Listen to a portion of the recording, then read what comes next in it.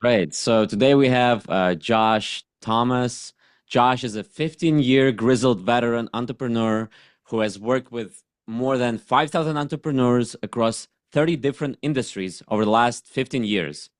He's a creator of conversion funnels, which is a unique sales method that takes prospects from cold to client in less than 12 minutes. Josh is the host of the Do Zone, the podcast about, I think, entrepreneurship, right? And Josh lives also in Austin, Texas. Amazing place. So excited to have you on. Excited to have this conversation. This is very unique method. I haven't heard a lot of people doing it, or at least telling that they're doing it. You know. So yeah, cool. How's it going? Yeah, it's going great, man. No, it's good to see you. Like, I think one of the best ways to open this conversation is talk about how we met. Yes. Yes. So, you want me to tell the story or you? Yes, you tell a story. Okay, so Andy and I are in the same Facebook group. It's called Nothing Held Back, and it's a place where you get marketing knowledge and insights, and it's just a really high quality group. And I end up seeing an ad for Andy selling this newsletter product. And I'm like, oh, that looks cool. It was like, I don't know, it was like $3 at the time or whatever. And I'm like, I got $3. And so I paid the $3. And then I go in and I get all the login info and there's just like nothing there. And so I'm like, hey, dude, I don't know if I got sent the wrong link or whatever, but um, I didn't see any product. And then hours later, I'm in Nothing Held Back, and I see a post from Andy that's like, so it looks like I got a customer and he's asking for the product and I didn't finish it yet. And I was like, oh, that's me. I'm the customer. And Yes. so yeah, and it was really neat. So we just kind of like sparked a conversation from there. And you did end up finishing that product, and it's a fantastic product. Like I consumed it. It's very unique. It's very thorough. It's, worth well more than the $3 I paid for it, which I think you even refunded me. Yeah. But Thank and you. and you've kind of built that into this total unique empire that you're growing because you've been building newsletters for a long time, yeah? Yes. Well, relatively long time. Yeah. Yeah. But yeah, I really appreciate it. Yeah, no, it was a fun time. I was doing this so-called dry test, when you know, you want to like test first, sell first before you build. So that was a variation of that. So I was really appreciate your feedback because you've consumed the product, and I winded up selling like about 500 of those. Yeah. So Nice. That's yeah. so cool. Yeah, that's Um great. yeah. So I've seen a lot of your Facebook posts about, you doing one over 100 different calls and with sales qualified leads that don't feel like calls, and you don't even pitch to them really. Mhm. And one of those calls turned into $1 million deal, which is Yeah. pretty fantastic. Yeah. And so there's the first of all, that sounds great, and it really did happen. I do want to add a disclaimer that it's not like I had a 20-minute conversation and then some dude cut me a check for $1 million. I had to do work. Yes. But the point of it is the the guy was one of my very first guests on one of my very first podcasts that I ever did. And I was just like this weird, awkward guy who had no social skills, no business doing a podcast. But this guy shows up because he wants to tell his story. And so we have an interview, and all I know is this guy, he's cool. I didn't know anything about what he did with his business. I didn't know anything about that industry. I just knew he was a cool guy. So we kept in touch. We didn't even do a good job of keeping in touch. But about 6 months later, I was in a spot to where, I was like in between gigs or something at the time. And so I reached out to all of my previous podcast guests and said, hey, what are you guys working on? Can I help with anything? And this guy, his name's Michael. Michael responded and said, "Yeah, I need help with sales." And I'm like, "Oh, I know something about sales." And so we get on and we have a conversation, and he says, "Well, this is my problem. I don't have a great sales process," but he had a great product. Mm, And so I said, oh, "Cool. Why don't we do a little bit of work together? I'll coach up your sales guy and build up some processes or something. I'll charge you X amount of dollars." And he said, "Yeah, let's do it." And then 30 days into that, we'd made some progress with the sales guy, and he really needed to expand and grow it. And so I said, "All right, well, how about I just help you expand and grow it?" And he said, "Yeah, that sounds like a good plan." And we just kept going. And we worked together for several years after that. And I ended up getting paid over $1 million over that time by helping this guy grow his business. And the important part about this was if it wasn't for me bringing him onto my podcast and interviewing him for 20 minutes, we would have never crossed paths. Or if I had have known him and I had have just reached out to him cold and said, "Hey, can I help you with your sales stuff?" There's yeah. no way he would have said yes because we had no established relationship. There was no reason that we would have been a good fit for each other at all. And that one conversation at the time, many years ago, was life changing for me. It just took me a while to kind of reverse engineer. Oh, there was a process that I followed to get that. And that's when I realized, okay, I got to start dialing in this conversion podcast idea to maximize the opportunity that I can create because it was totally authentic. There was no like salesy bait and switch kind of thing. It was just an easy conversation that led to an opportunity. And we hadn't even like nothing was even organized about it at all. So imagine if I was being intentional about it, how much more Mm, effective it would be. mm. Yeah, as it was a great like relationship started, right? You just start a relationship and then who knows what happens down the road. It just increases your log surface area and your network is your net worth. All these things. And you actually started doing that intentional later on, right? Yeah. And so at the time, that original podcast, it was called How to Lose Money. And we interviewed Love that investors. name. Yeah. We interviewed investors and entrepreneurs who shared a major failure story and the lessons that they learned from it. And so Michael was a real estate investor, and he came on and told a story about this real estate deal gone wrong or whatever. What I didn't realize at the time was naming the podcast and drawing in the appealing to the identity and status was one of the most important things. And so, lesson number one, if you're going to build a conversion podcast, is make sure that you're creating an environment that's going to appeal to somebody's identity and status. Because here's what happens with How to Lose Money. First of all, it's like contrarian, so it's like it stands out. And then the log line I always say, which is we interview investors and entrepreneurs who shared a major failure story and the lessons they learned from it. This is appealing to their status. If I'm an investor, I'm willing to admit a major failure as long as I'm able to share how I overcame that failure. Mm, I'm a winner. I failed, but I'm a winner. That's status. And so if I bring somebody onto this show, I'm appealing to that status by saying, yeah, everybody who's successful has failed. Show us how you overcame it. And they have that's a source of pride. yeah. And so that'd be the first thing that I would do is make sure that you build a podcast that either it has a name or a description that appeals to somebody's identity, like I am this person, or their status, which means I did this thing. Mm. Yeah. Yeah, there was this guy, I don't know, he's like a founder of a multi-billion dollar company, and he has been asked to like throughout his life he's been asked to write a book about biography, and people would like try to appeal to like very different things. And one of the guy actually said like, hey, let's write this biography of you, and there would be a lesson for entrepreneurs down the road, and you'll share all the mistakes you've kind of overcame. So that's pretty interesting because I feel like on that hierarchy of needs, when you're like super successful, that's really like appealing to you to like teach people. Mhm. So yeah, Right. cool idea.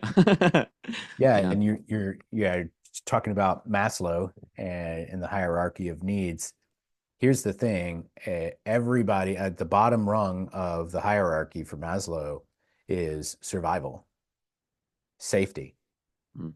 And right above that is, shelter, food and water, that sort of thing. Security, yeah. And so, but if you think about just sheer survival and safety, that is what is driving people's sense of identity and status because we're hardwired. This isn't like a psychology lesson or anything, but it's important to understand people are hardwired to identify with a group.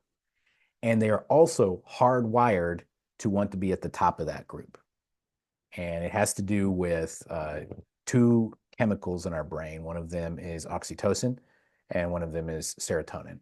Oxytocin is like the intimacy chemical. It is the bonding chemical. It's the thing that draws us together, that makes us want to relate to each other and be close to each other. That's a survival instinct, not just for procreation, but also you're much safer in a tribe Mm. out on the prairie 200,000 years ago when there's saber-toothed tigers. You're much safer in a tribe than just wandering by yourself because you're easy prey at that point. So there's a survival draw to that identity. And then the status, if you're in a tribe, think about where is the safest, most ideal place to be in the tribe? The top. I want to be the leader of the tribe because it's good to be the king. I lead things. I don't go out there and put myself at risk. I lead with my brain. And so serotonin is like the one up chemical that tells us we want to get higher up in status. Mm. And so if you can appeal to somebody's identity and status, you're really tapping into those survival instincts, and they're naturally drawn to that, and most of it's subconscious, like we don't even think about it. Like we don't have to be aware that that's what we're doing. We just do it naturally because we're already wired for it. Mm. That's interesting. So, anyways, a conversion podcast. Uh, Switching gears. yeah. So, how does it work, like in a nutshell, you know? Yeah. Yeah. So, if you can bring in something that appeals to that identity and status, you're going to get the right people. You want to target your ideal clients, and whoever that may be. Target your ideal clients, bring them in, and then you're going to develop what's called the anchor offer. What And is that? the Yeah. anchor offer is something that appeals specifically to your ideal client, and it solves a very unique and specific perceived problem that they have. Like they're sitting here thinking about that problem, and they want to solve it, and they're ready to take action on it.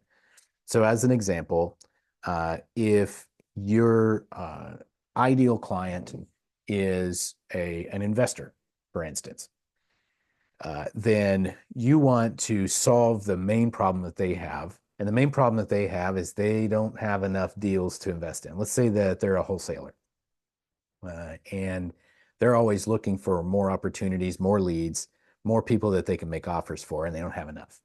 And so then your anchor offer should be designed to say, if you're a wholesaler and you don't have enough leads and opportunities, here's what you need to know. There are three unknown, untapped resources for leads that are right in front of your nose that you're probably not even thinking about right now.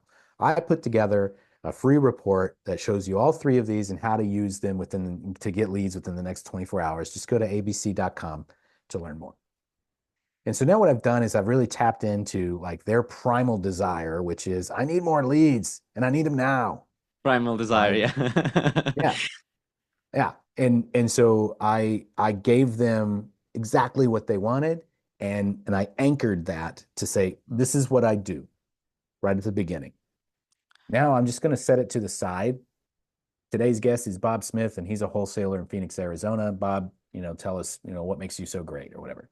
Wait, And then so where do you insert that anchor offer? Like in the beginning of the podcast, or right at how the does beginning. right in Yeah. the beginning? I'm going to do the intro. Mm. Hey, welcome to the Wholesalers Anonymous. I'm your host, Josh Thomas, and this is a podcast where we interview wholesalers that share all of their tips and tricks and strategies for how they can, win in the game. Today's podcast is brought to you by the Wholesale Lead Magnet, and then I go into my anchor offer, and Mm. then I go right into the intro of the guest. This is Bob Smith. This is where he's from. This is what So, he so does. you're not telling like you're not. It's just like for the audience. So the anchor offer is for the audience, but they listen to it, and so they don't think it's for them, but they still listen to it, and they have their full attention to you and to your anchor offer. That's right. So it's you, yeah. So it's like you're hiding the sales process. Yeah. Yeah, you hide it in plain sight. And if you think Yeah. about it, like if I'm standing in front of a wholesaler, would I be able to look them in the eye and say all of those things and not feel kind of weird about it? Probably not. Yeah. At least a little bit. And so what you're doing is you're basically looking like, 1 degree to the left, but they still receive the whole thing. And so at that point, you're you're dropping the anchor and you're letting them know, hey, this is here. And then you just set it off to the side and you don't even bring it up again. At this point, your goal is to just shine a spotlight on your guest and talk about how whatever they want to talk about and build that know, like, and trust over the next 10 minutes, give or take. Mm.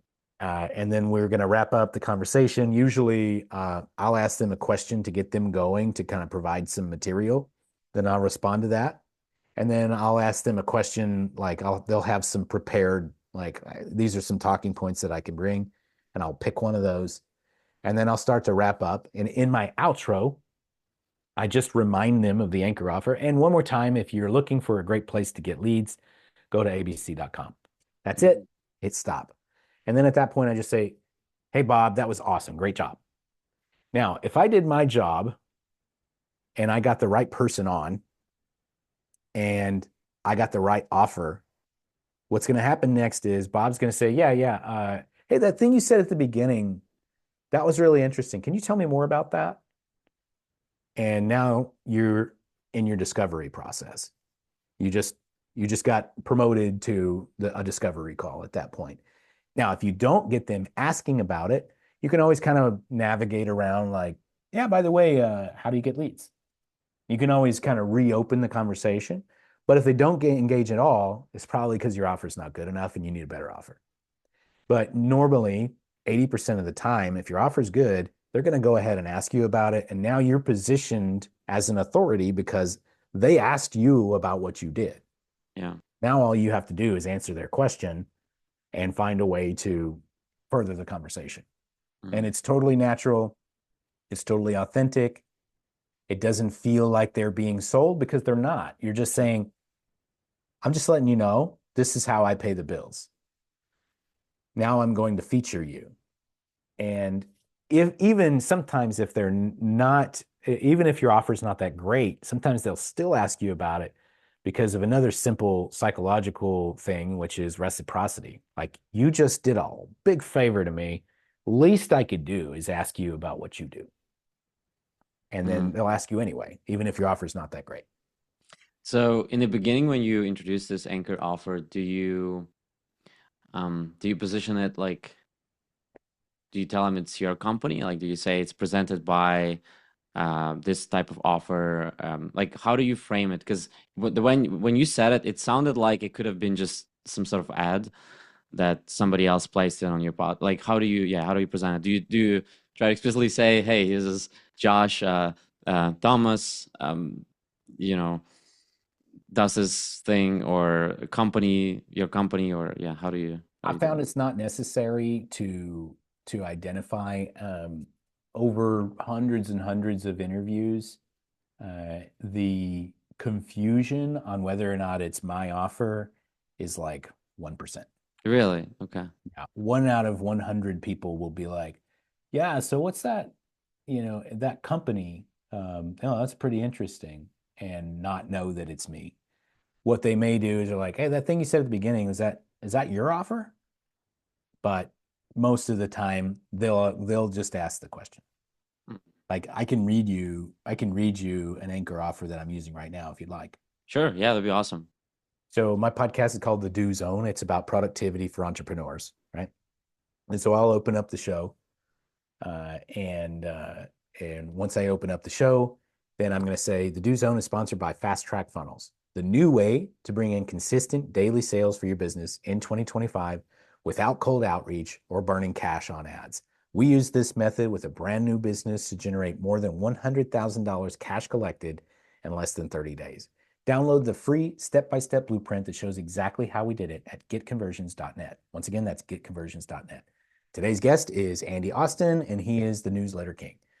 Blah, blah, blah. And then we go in and we introduce you, and I'll ask you a question to start the interview. That was great. That was awesome. I like the way you just repeated the name of the website twice, said it twice, which is good. Yeah. That was awesome. It was good like ad placement within the podcast. Go on other podcasts to like tell them your ad. Yeah. Yeah. No, Uh, but that's the idea, right? So that's exactly what I say yeah. every single time. Mm, And the way that it's structured is is very intentional. This is a new way to bring in sales in 2025 without the thing that you hate, which is cold outreach or burning a bunch of cash. And then proof. We got this much results from it in this time frame. And then risk elimination. I'll show you exactly how to do it for free. Just go here. And mm, so there would be no reason, there would be no downside to my guest asking about that. Now, if I said, hey, I'll build you a funnel, just, sign up here, then there's a risk mm, and a potential downside to bringing it up because then they're going to be like, now he's going to try to sell me something. I just don't want to ask because I don't want him to try and sell me. But if it's like, hey, I will literally show you how to do this for free, what is it? And they'll at least ask, and then I can enter my discovery process. mm. It's pretty cool. Um, what kind of businesses does it work for the conversion podcast? What kind of, the businesses that try to generate leads, trying to generate customers? Um, yeah, what kind of businesses would you suggest go and do the conversion podcast thing? If you are a coach or an agency or you sell really expensive stuff, typically on a consultative sales call, then this makes a lot of sense. Because what you can do is you can go and find your ideal clients, and instead of trying to convince them to get on a sales call, just simply invite them to come onto a podcast Mm, and let this process do its work and convert them into a prospect and let them make their own decision about it. But if you get the right person and you got the right offer, they'll decide to ask you about it. mm, And so, as an example, it's great for marketing agencies of any kind, or anybody that sells some sort of marketing, consulting, or whatever. It's great for coaches, any kind of service-based business, specifically professional services like accounting or legal. These are great opportunities because the leads are expensive, they're hard to nail down, and there's a ton of competition. You can cut through the majority of the noise by just going straight to your ideal client, creating something that appeals to their identity and status and saying, "Hey, we got this thing over here. I think it would be perfect for you. Would you like to come?" And then they look at it and they say, well, "Yeah, that sounds exactly like me. Of course, I'd like to come." mm. And then you just deliver your anchor offer, give them a great experience, and let them ask you about what you do. So, how do you actually get them on the podcast? There's a few things, right? And I would like to start with, do you have to have a few episodes on your podcast first before you actually go out and try to find people within your ICP? No, not really. I actually, first of all, if you're starting a new one, you can just tell people I'm starting a new podcast, and I'm looking to interview my first few guests. And then if they say, well, hey, I can't find that on Spotify or whatever, yeah, because I haven't launched it yet.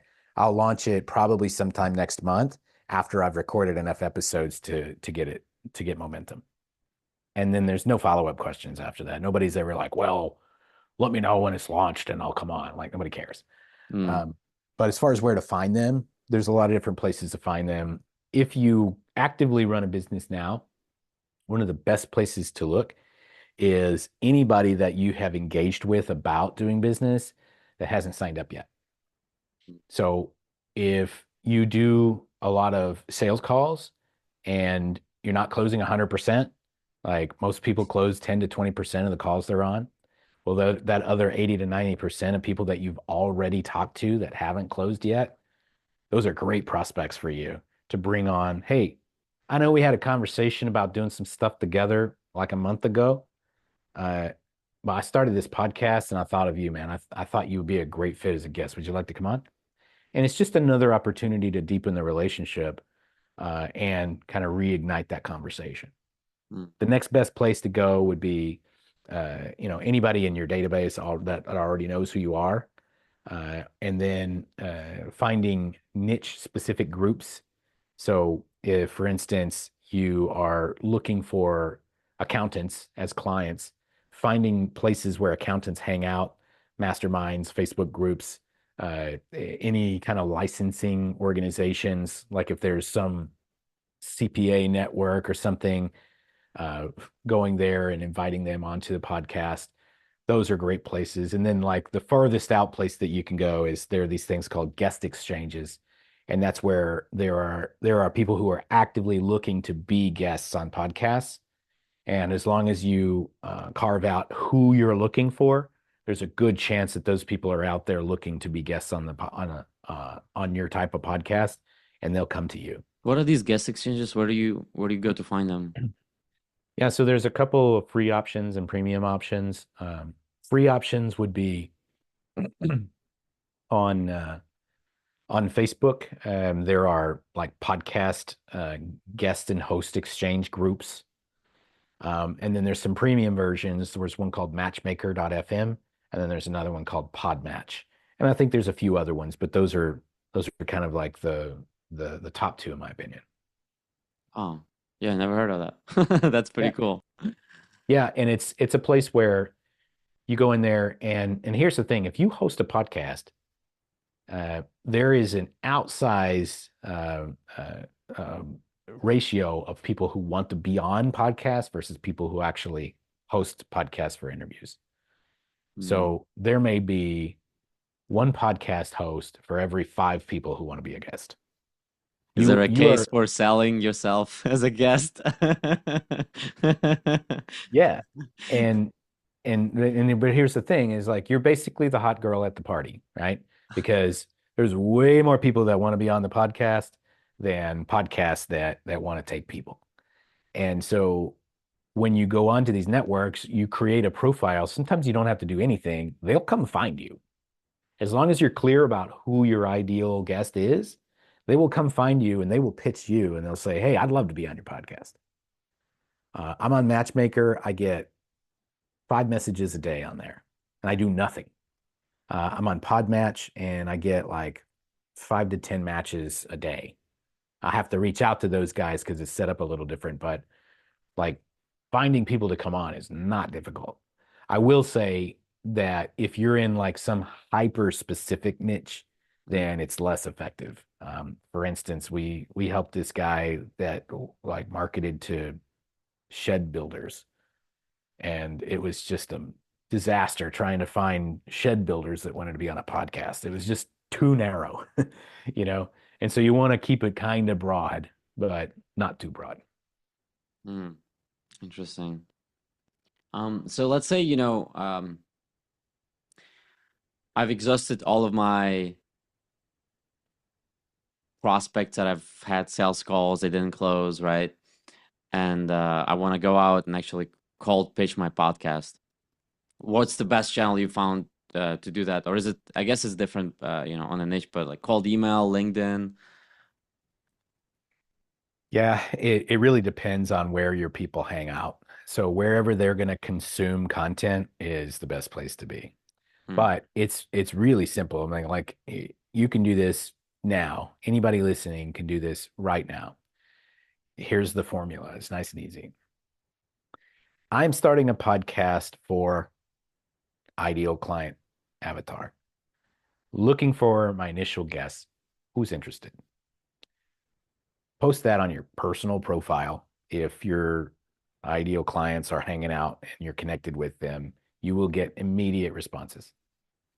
If you have access to a group that allows you to post something like that, and your ideal clients are in there, post it on a group, you will get immediate responses. And it takes you less than a minute to go and post that, and you will get results right away. And then as a secondary step, you can go and find any podcast guest exchange groups on Facebook, for instance, go and post it in there, and you'll get dozens of responses within a few hours. Hmm. So these days, like instead of inviting somebody to like, for a sale, like let's say you meet somebody, they're your ideal client, they're not asking about your offer. Like instead of asking, inviting them for a call, I don't know how you frame the sales call, but like just to chat, chat to see, yeah, to see how we can work. I don't know. So you just invite people these days for on the podcast, right? Like if you know somebody's your ICP, instead of inviting them for, as most people do or most businesses do, for a traditional sales call, the way they frame it, you invite them on the podcast. Yeah, it depends. So if I don't know them at all and I don't feel like I have any kind of rapport with them, then I'll invite them on the podcast as a way to start to build that rapport and relationship. Mm, But um, if we, meet in the DMs or on some group or something, and we find some sort of mutual interest, yeah, we'll just get on and talk. But if I want to do this to a colder audience, people that don't know me at all, then the podcast is a lot easier pill to swallow than get on my networking yeah, call. yeah. And so it's just easier because it really is the purpose of that podcast is for me to feature you, Mhm. for us to spend a little bit of time together. It's about you. It's not about me. It's not about my offer. It's really everything is about you. That's right. Yeah. Yeah. And so it just lowers the resistance significantly. I would never say like only do this Hmm. because there's a time and place and you can't interview like 15, 20 people a week. You can, but that would be like insane. But you can interview 3 or 4 a week. Easy. Yeah. And you can save those spots for people that you really would like to connect with, but maybe you don't have another natural way to do it. What are some of the most important questions you ask them on the podcast, or would you suggest to ask people? So the most important question is the first one, and I call that the ignition question. And the ignition question is very simple. It just needs to be a question that has lots of different answers, typically opinion based. We want to stay away from anything that's polarizing. We don't want to be like, are you a Republican or a Democrat? Like don't do that. But ask them a question that they can give a thoughtful response to that really can't be wrong.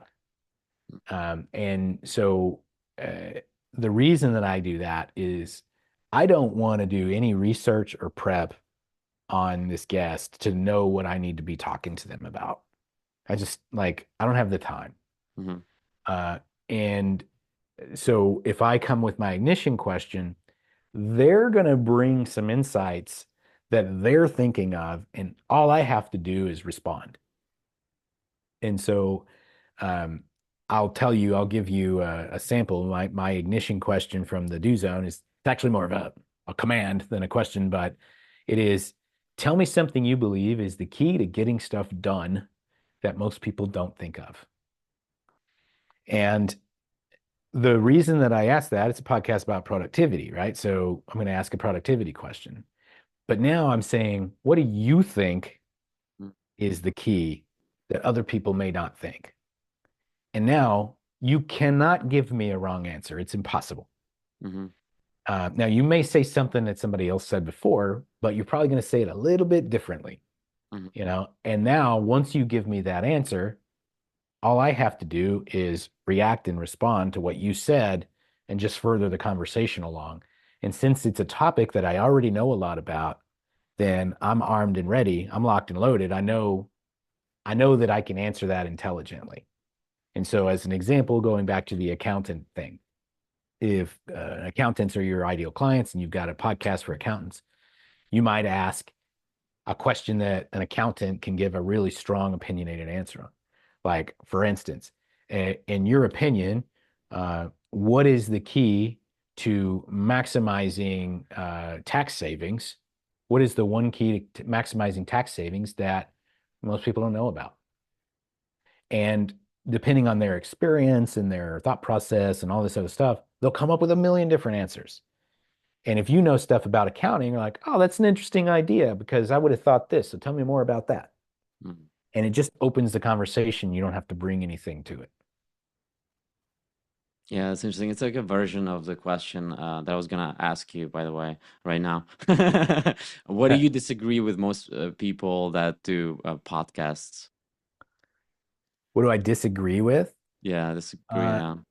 I don't know that I disagree with anybody. There's a lot of different ways to do this, but the where I'm a contrarian Mm-hmm, for a lot of people is I build a podcast to focus on building a relationship with the guest. Whereas most people build a podcast to build a relationship with their listeners. I can't control who listens to my podcast or how they take it or what kind of facial expressions they're making or whether they understood what I said or not. But I can see my guest. I can watch their eyebrows go up. I can hear that inflection and I can modify my conversation to match that because I'm in control of that conversation and that relationship. So I just focus on that. And then I let my guests or my audience tune in as spectators because they're all behind a wall anyway. They're anonymous. I don't know who they are. So I don't worry about them. They're going to come and they're going to go. But my guest is the person that matters most. Interesting. Yeah, I think the way I've been building my podcast is like I'm thinking really about the listeners. So, and maybe that's the like, yeah, you provided a different contrarian view for sure. So thank you for Yeah. that.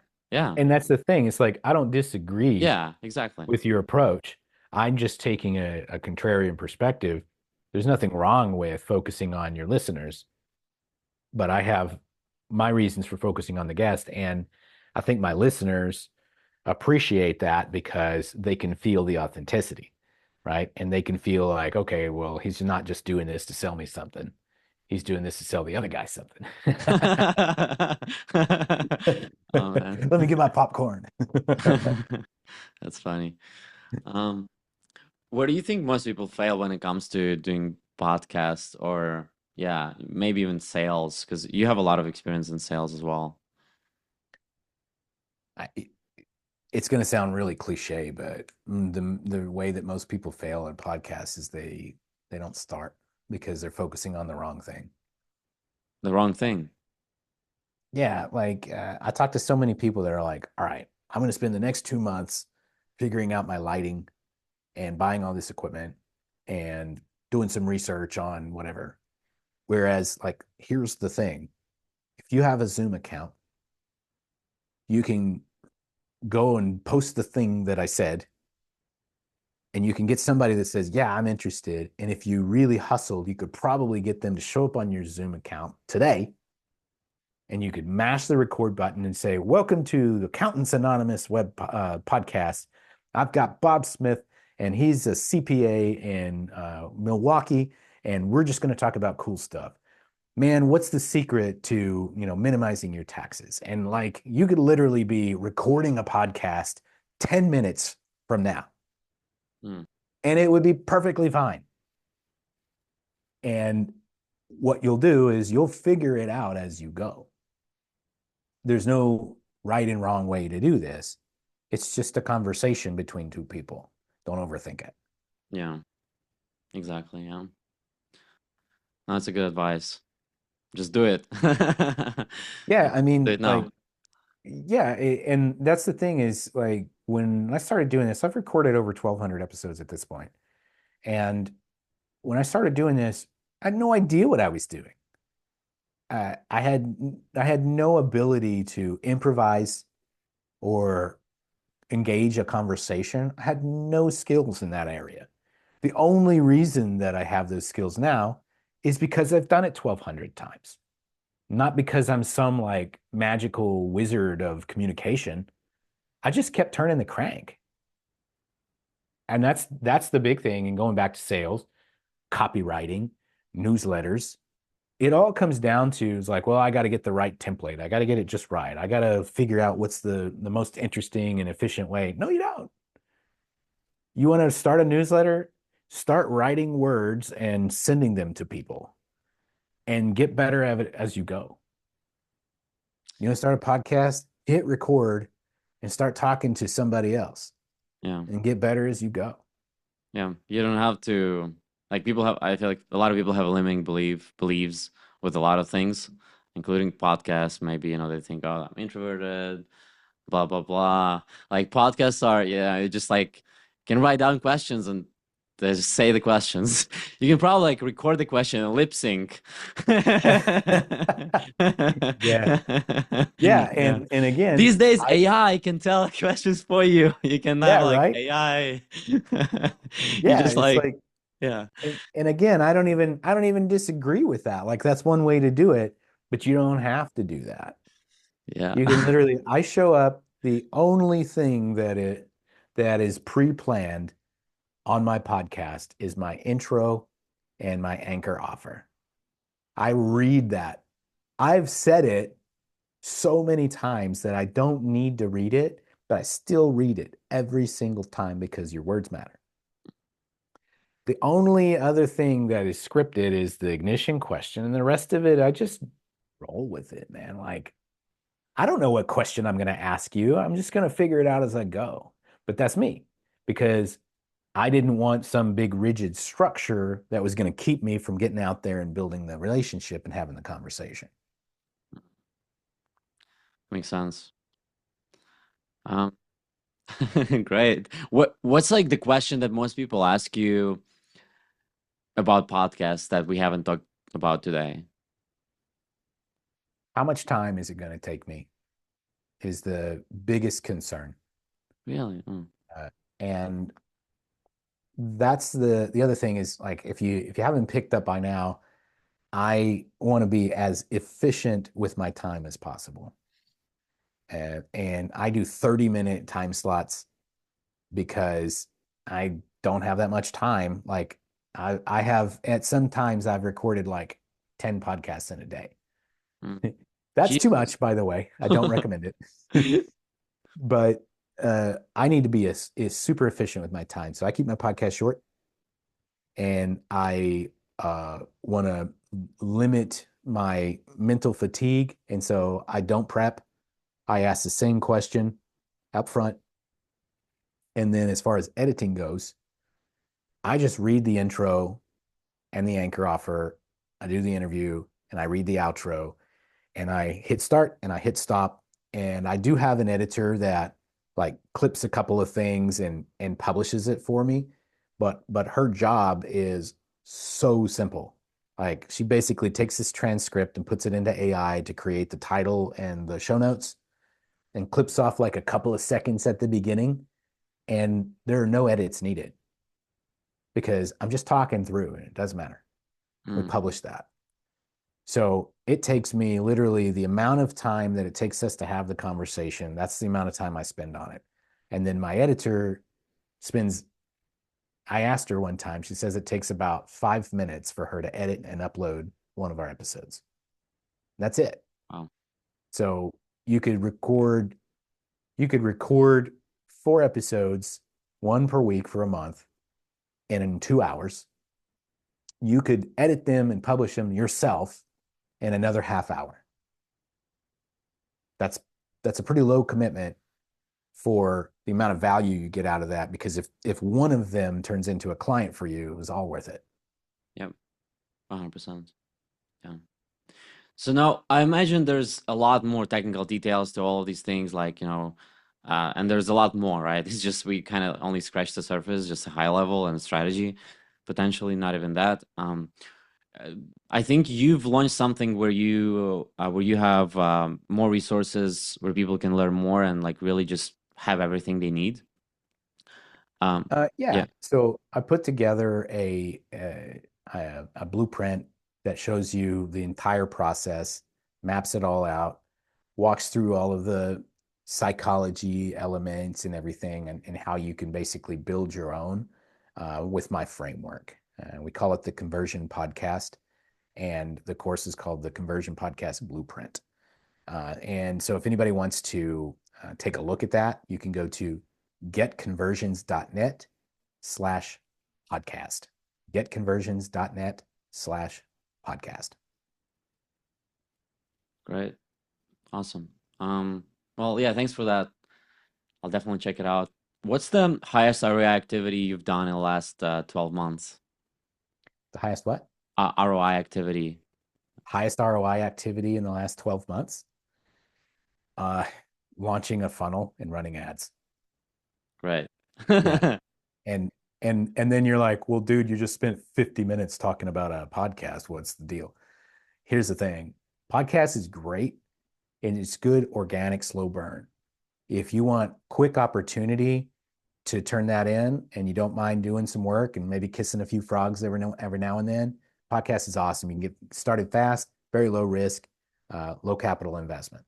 If you really want to turn on the gas, build a funnel, run ads to the funnel. Specifically, if you have a front end low ticket offer that can liquidate your ad spend so that basically you're just spending house money to get free customers. That is by far the highest ROI activity that I've done. In the first month of selling the Conversion Podcast Blueprint with ads, we did $100,000 in sales. Wow. I didn't have to interview any of those guys. Yeah. Yeah. What are your favorite books? Like top two favorite? Right Yes. here, man. Never Split the Difference. The Art of War. Atomic Habits. Great. Well, yeah, I really appreciate you hopping on. It was a huge pleasure. I think everybody's got a lot of value. Certainly I have, and I'm sure a lot of listeners. So yeah, thanks. And for everybody listening, we're gonna include all the links also in the description. So if you know if you're selling high ticket offers or services, or if you know somebody who's doing that, send them this link, send them this podcast, and they're gonna get a lot of value, and you're gonna be a good friend as well. So yeah, well, and see you in the next episode. Great.